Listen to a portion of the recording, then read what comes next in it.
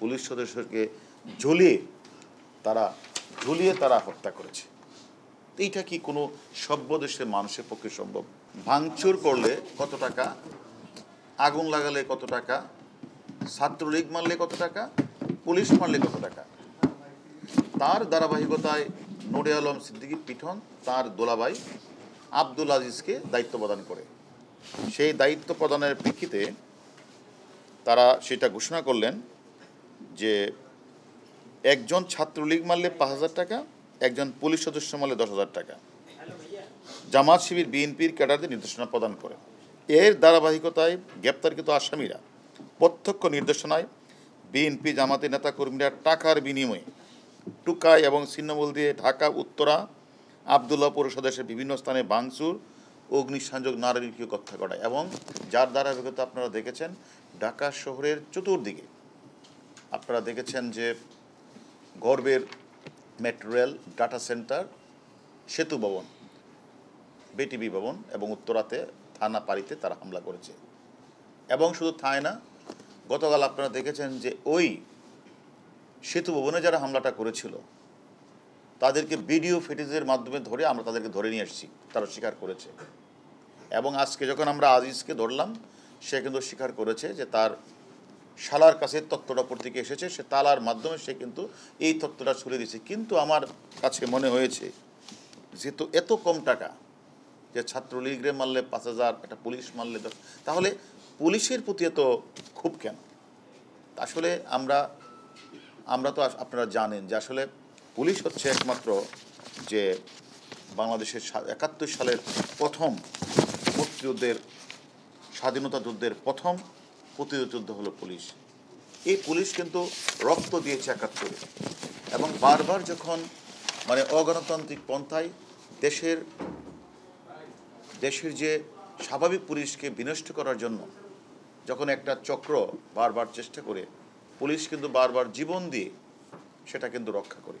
যেটা আপনারা দেখেছেন 12 সাল, 13 সাল, 14 সাল, 15 সাল অনেক পুলিশ সদস্য রক্ত দিয়ে, জীবন দিয়ে তারা কিন্তু যারা চেয়েছিল আইন শৃঙ্খলাকে অবনতি করে দেশকে অকার্যকর রাষ্ট্র পরিণত করে তারা স্বাধীনতা বিপক্ষের একটা শক্তি ক্ষমতায় বসা যেন প্রকারে, কিন্তু সেটা কিন্তু বাংলাদেশ পুলিশ বারবার স্বাধীনতার পক্ষে এবং বাংলাদেশ পুলিশ একটি গণতান্ত্রিক নির্বাচিত সরকারের বিরুদ্ধে বারবার তারা যে হামলাটা করে, যারা সাধারণ মানুষকে, গার্মেন্টস শিল্পীকে নষ্ট করে এবং বিভিন্ন রাষ্ট্রীয় স্থাপনাগুলি, বেসরকারি স্থাপনাগুলি নষ্ট করে, সেটার বিরুদ্ধে কিন্তু পুলিশ সবসময় কাজ করে। তাই তাদের কাছে এখন পুলিশ হয়েছে টার্গেট, যে পুলিশকে যদি ডিমোরালাইজ করা যায়, পুলিশের মনোবল যদি ভেঙে দেওয়া যায়, তাহলেই একমাত্র সম্ভব এদেশের স্বাধীনতার পরাজ্য শক্তি তারা যে জামাত শিবির চক্র এবং তাদের বিএনপি তারা যে তাদের ষড়যন্ত্রটা সফল হবে।